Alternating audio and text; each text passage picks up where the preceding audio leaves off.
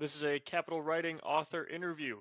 Our guest today is Tyler Cowen. Tyler is a professor of economics at George Mason University, my alma mater, and he's the author of, most recently, the book GOAT, Who is the Greatest Economist of All Time and Why Does It Matter? Thanks for being here, Tyler. Hello, Dominic. All right, so GOAT might be a term that is sort of unfamiliar to people who aren't sports fans. It's usually used in the context of saying who is the greatest of all time, GOAT, when you're talking about a football player or a basketball player, but you use it to talk about economics in this book. That's right. One thing I try to do in the book is to write about economics as if I'm a fan.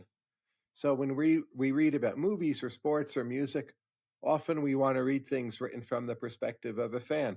So I thought, why not apply this to economics? So I've loved economics and economists my whole life, and that's what I try to communicate in this work. And what was it that got you started on that path to economics? Because a lot of people, as I said, they'll be fans in this way of sports or music or movies or things like that.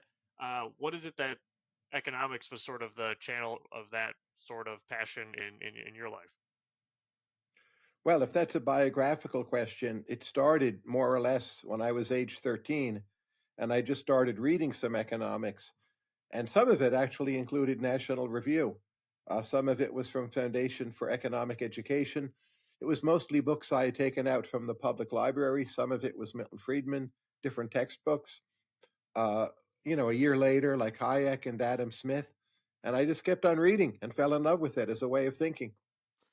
So, people will say Michael Jordan might be the GOAT of basketball, Tom Brady might be the GOAT of football.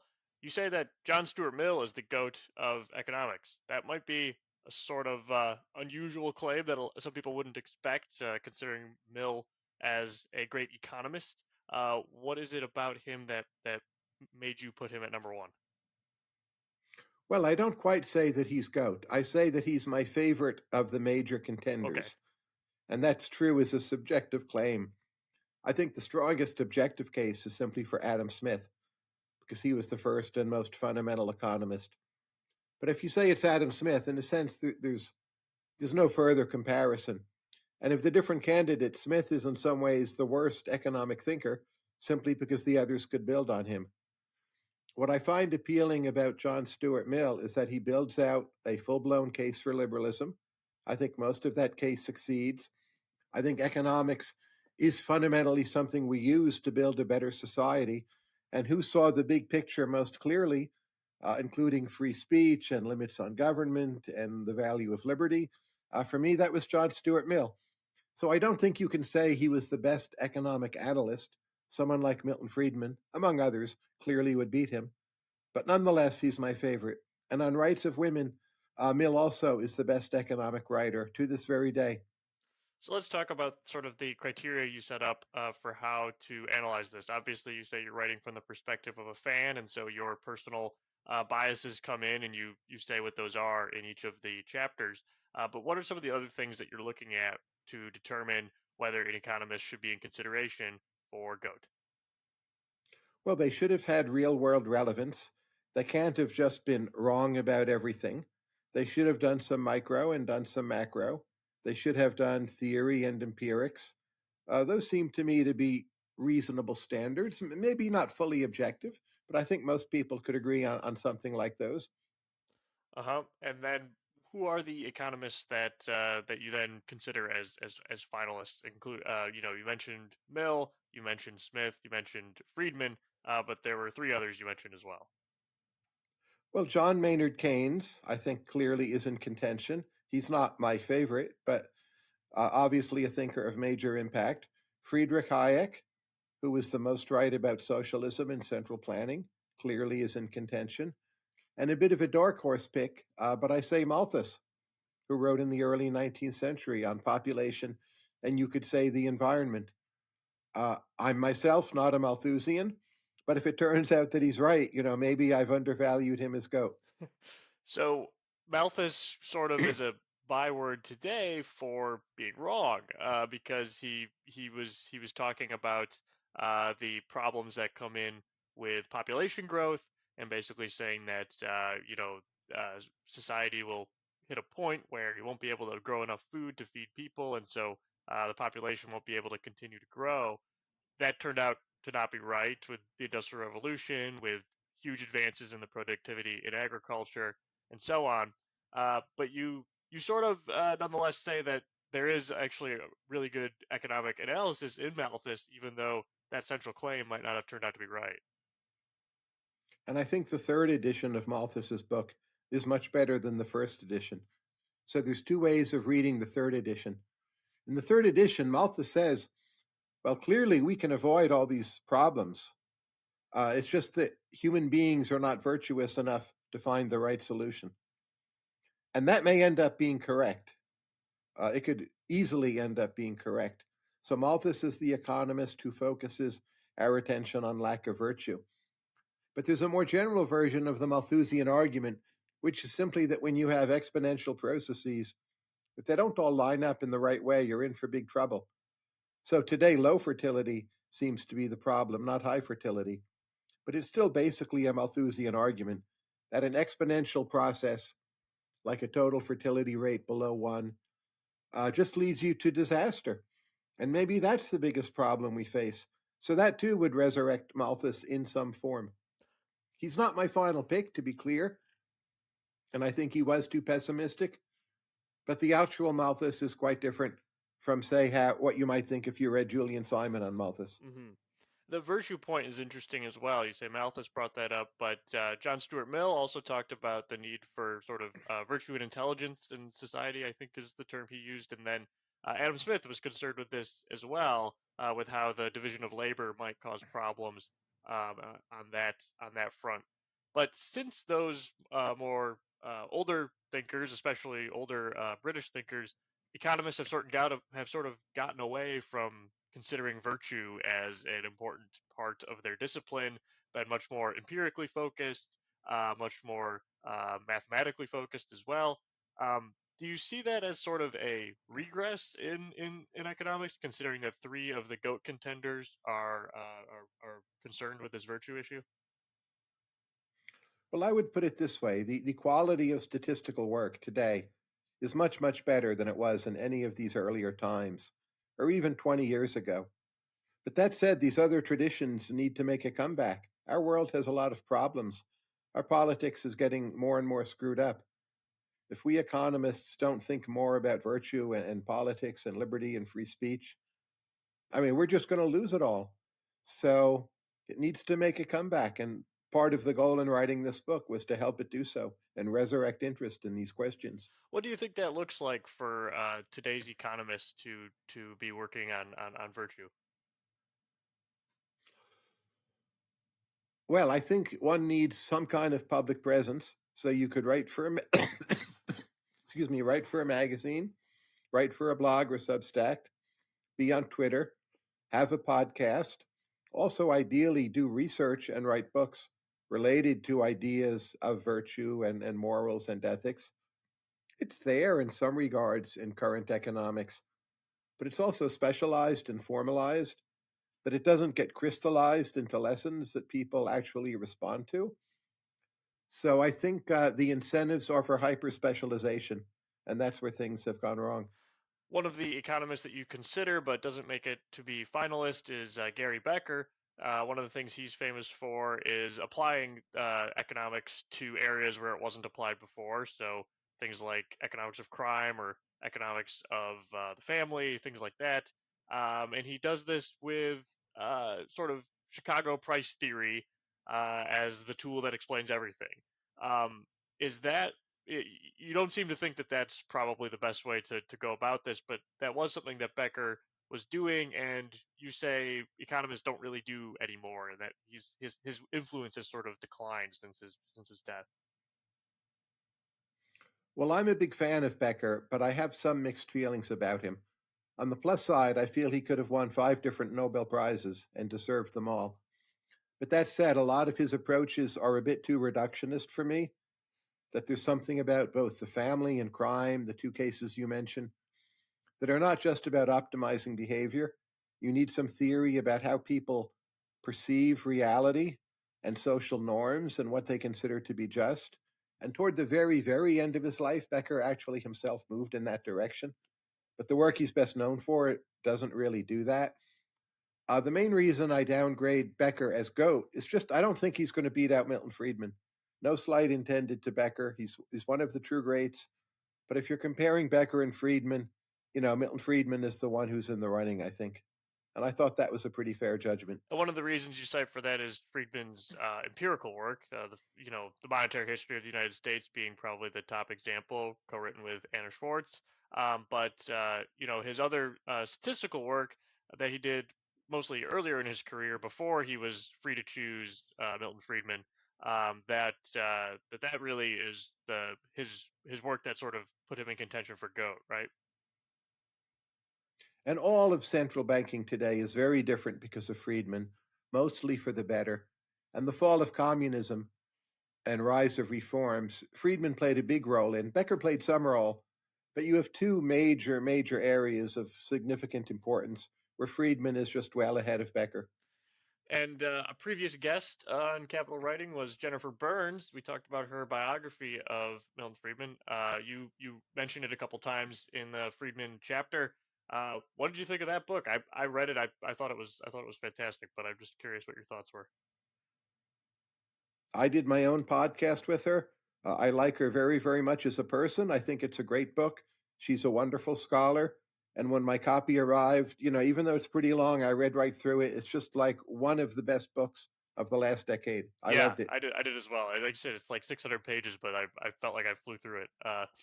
Yeah. So going back to your book, there are a couple other honorable mentions as well that were covered, and you sort of say why they didn't make it. What were some of those other ones other than Gary Becker? Well, Paul Samuelson is one of them. He's one of the very, very sharpest of all economists. He had very important contributions in just building out contemporary micro and macro. He was an amazing economic modeler. But, in terms of being GOAT, for me, first, he's too narrow. And I think he was just flat out right wrong on too many things. So he thought the Soviet Union would catch up to the US economy. That to me is a sign of a very bad economic understanding, kind of an unforgivable sin, I might even say. He disagreed with Milton Friedman. He thought a lot of inflation was some kind of cost push or wage push phenomenon, even if you think that's sometimes true. I mean, he just lost that debate, and he was wrong on a lot of macro, and Friedman beat the pants off of him. So I have great respect for Samuelson's sharpness, intelligence, and modeling abilities, but I don't think he makes the final shortlist of the top 6. One of the things you mentioned in Samuelson's favor, though, is his work sort of building the MIT economics department as an institution.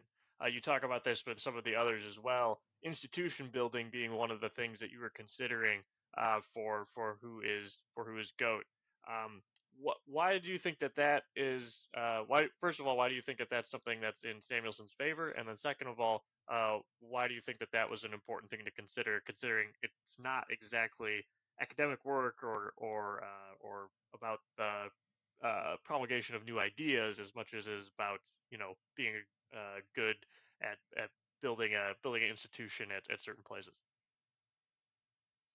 Well, it's a big part of your contribution to the world.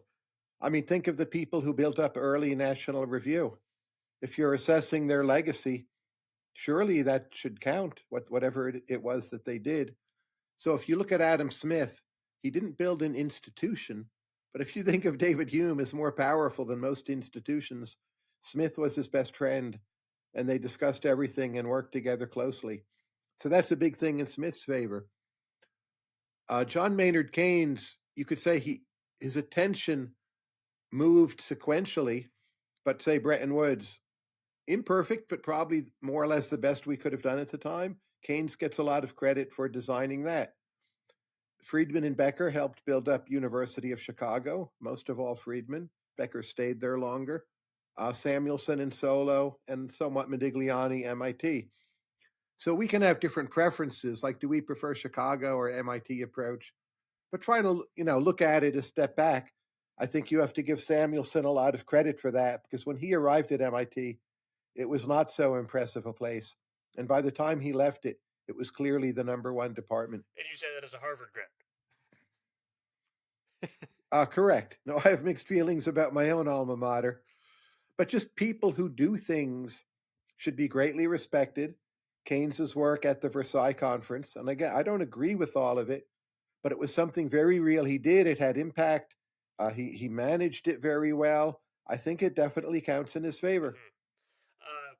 Keynes, you talk about him as sort of, you know, he was like a thinker that sort of did economics, right? Like he had so much in his work that wasn't necessarily economics. He was interested in so many different things, including like arts and culture and things like that. You count that as a mark in his favor, sort of his diversity of interests that he had and his ability to sort of dive into all these different academic and intellectual topics. His essays on biography, I think, are some of the greatest essays ever written in the English language. His book on probability is dense, but was important at the time. He has many scattered essays on economic possibilities for our grandchildren. It's probably wrong, but it raises some very interesting questions, like how much are people going to work in the future anyway? He was very perceptive. I think he was uneven as an analyst uh, and not focused enough. But reading through what Keynes did is just typically very interesting. And I say that as someone, I'm not especially Keynesian, as you probably know. One of the things that you consider as well is whether these people were sort of good people. Keynes doesn't rate highly on that one. Neither does Hayek, though. And you, why did you think that that was an important thing to mention? Sort of their relationships with other people, the way that they treated their family, the way that they thought about, the way that they treated their intellectual adversaries. Um, who does well on that and who does poorly? Well, it simply interests me most of all. But I think honestly, we all care about it, even if we pretend we're going to be detached and scholarly. So why not just be upfront, like a fan would be, and say, I care about this? I think Milton Friedman has a fantastic record of always being a gentleman, of being politically correct in the good sense, not in the bad sense that that term has come to mean. But he actually seems to have treated people fairly, and he was not prejudiced, and he was open. And I mean, he was a tough intellectual combatant, but he was a model of a gentleman and a scholar. We know less about Adam Smith, but there's plenty of reason to believe he was the same. And on major issues of his time, such as slavery, where by no means was everyone on the right side of it, Smith was great. Same is true of John Stuart Mill. So Smith, John Stuart Mill, and Friedman, in those regards, to me, get very high marks. And there are very few really black marks on their records in those regards. Not that we know of. And Hayek, you say, is sort of he doesn't do well on this because he sort of was kind of cold personally, and there's a lot there. There's a memoir that you mentioned that one of his assistants wrote that is not very complimentary of him. Well, it seems he became a very grumpy old man. Most of his life, as far as I can tell, Hayek behaved quite properly. Uh, Maybe he was cold or depressed, but I wouldn't hold that against him. But it does seem he became quite prejudiced um, and a bitter old Viennese gentleman, I guess. And, is that at all related to possible flaws in his earlier work? I'm not sure, but I think one has to ponder that as a question. And Milton Friedman, who stayed optimistic, Milton was not naive. He knew certain things in the world were going against him, but he always believed in the human ability to reconceptualize and to improve and to, write the course.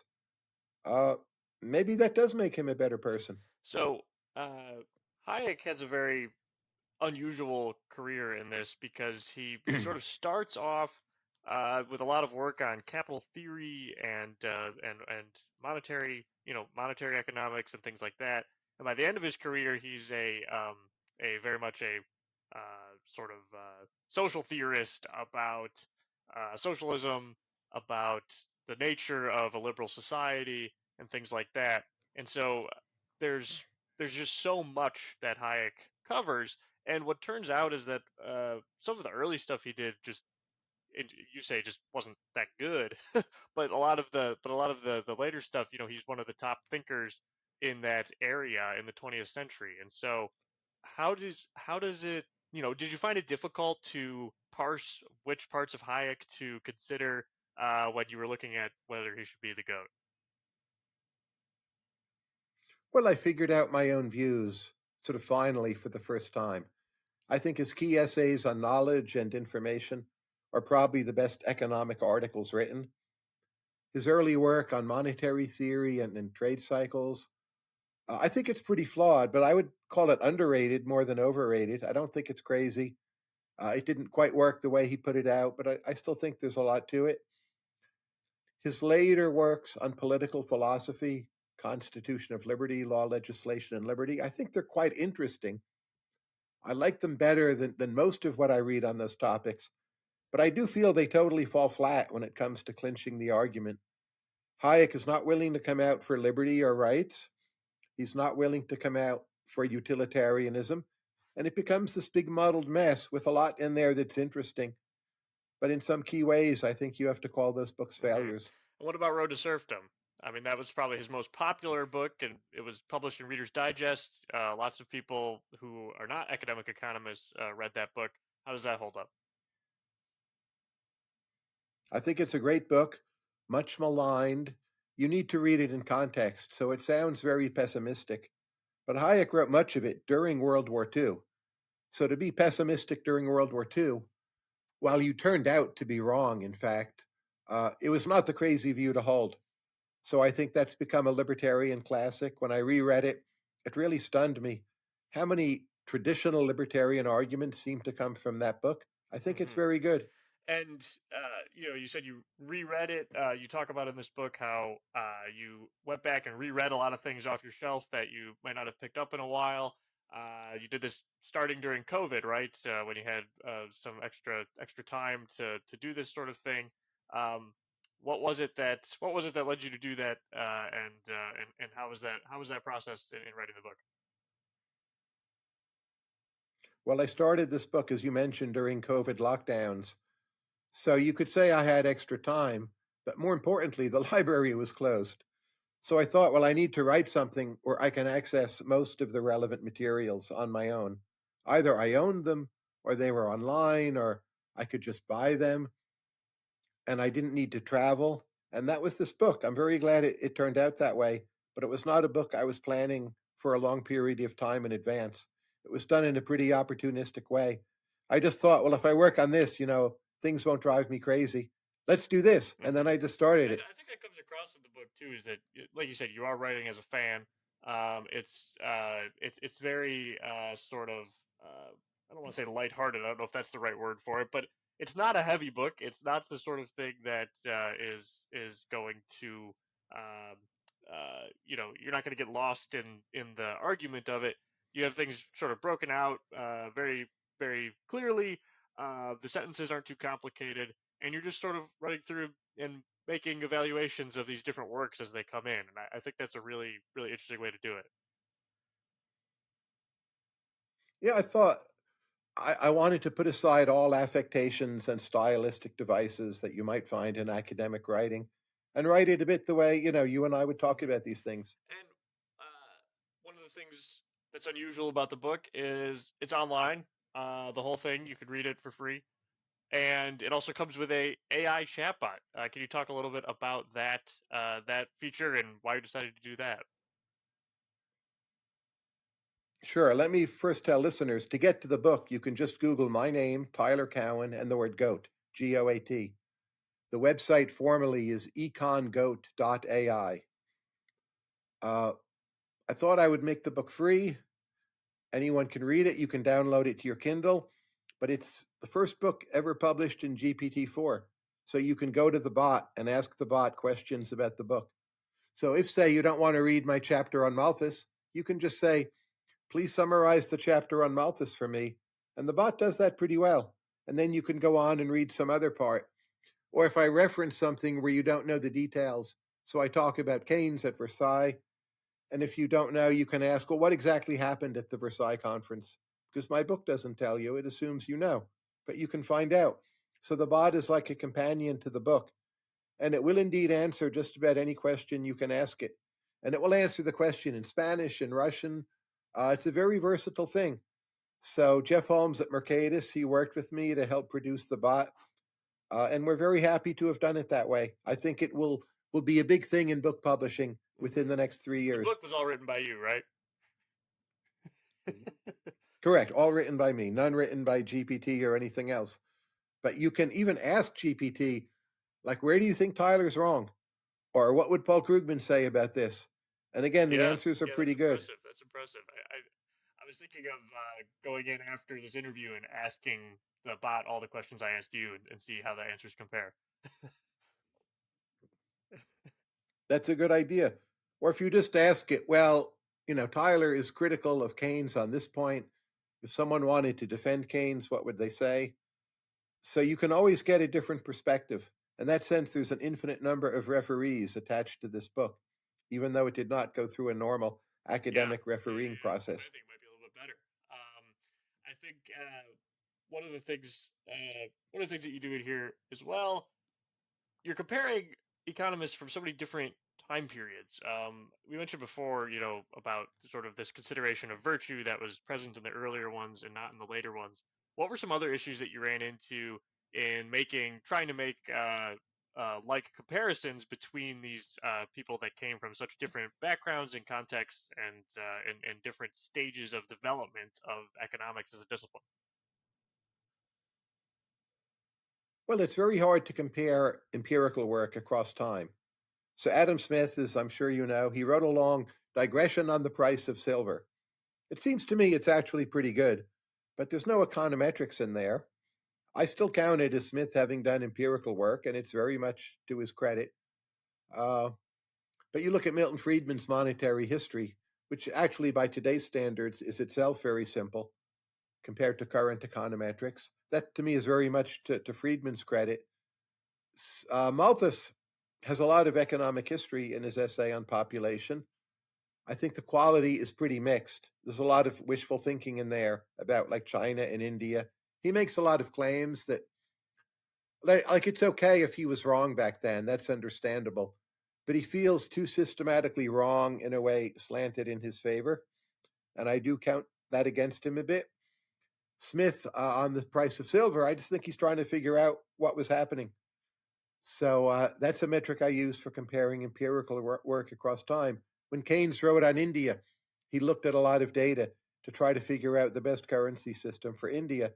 I think that very much improved Keynes as a later economist. That was quite early in his career. This was a good point that you did in the book, as well as bringing up India as sort of a test for these guys, because a fair amount of them wrote something about India at some point in their career, including the older ones when India was still a colony of the United Kingdom. And so, why was it that was sort of the thing that you chose, and what do we learn about these economists based on what they said about India?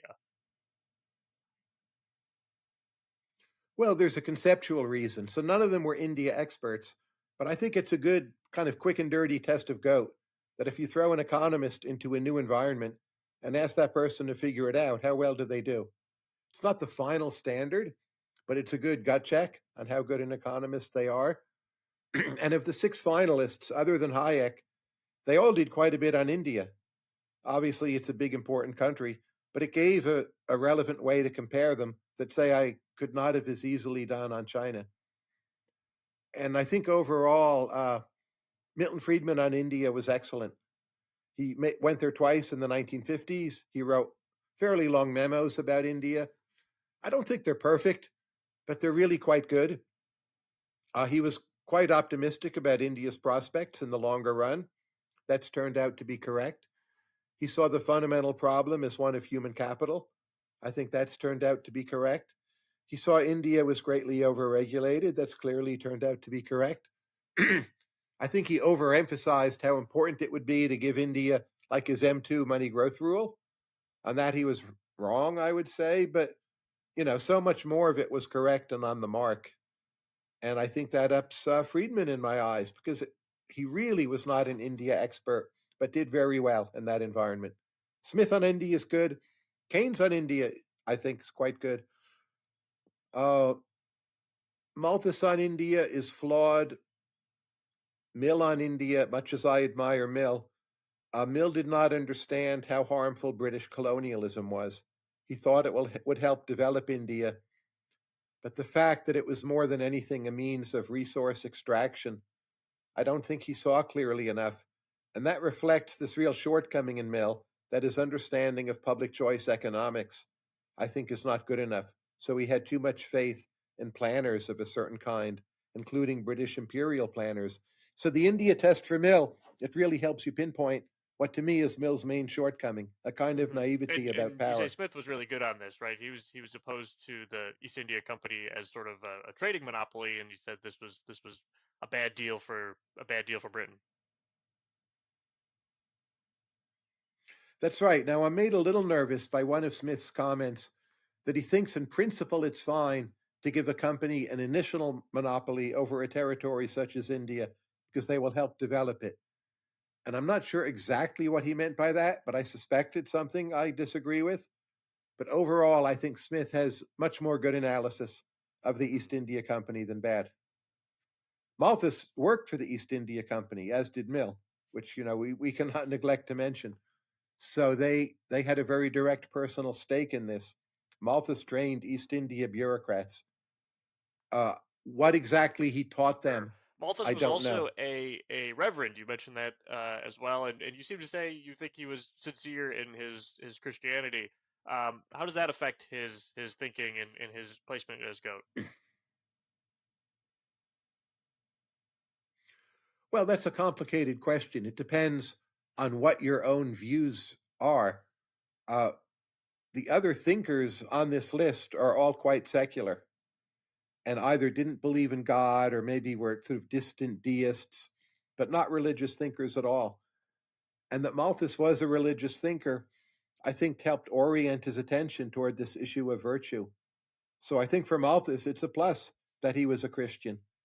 But at the same time, if all six of the finalists had been Christians, I think we'd have a weaker overall list. But I'm very glad there's at least one religious thinker on there. People debate like how devout was Malthus, but there's some data from papers like who his friends were, who he hung out with, and it was to a large extent other clergy. That doesn't prove he was sincerely religious, but there's no evidence that he didn't believe, and most people back then believed, and there were plenty of clergy who believed. So odds are he was a clergyman who definitely believed in God and in Christ, but it's not clear he believed in all the different particular aspects of church doctrine. I think that's what the literature tends to conclude, and that struck One me of the as things broadly you credit correct. to Malthus as well is he did a lot of work that focused on the environment and that focused on poverty, and that these two things are sort of shortcomings in a lot of the other finalists that you talk about, that they don't focus on those things, specifically. What do you think that was part of his Christian worldview? God. God having human beings as stewards of the earth from the environmentalist point of view, and of course all of Christ's commands to take care of the poor. Absolutely, and Malthus says that himself. If you look at the other five finalists, environment is a shortcoming for all the others but Malthus. Now, to be clear, I'm relatively optimistic about environmental issues. I'm by no means a doomster, but I think there's a chance Malthus turns out to be correct in some broad way. And then he gets elevated, and in the meantime, he's the star Mm-hmm. course candidate. Well, I have to say, I think you snubbed one economist, and I want to make a brief case for that economist. I'm not sure he should have been a finalist. I'm not sure he should have been a finalist, but I think he should Sure. have certainly at least been an honorable mention, and that's Ronald Coase. Ronald Coase was, he was an economist in the 20th century. He did lots and lots of work on the law and economics, sort of helping to stand up that subdiscipline of the field, which has been very influential in how we view the law in the United States, especially, but also around the world.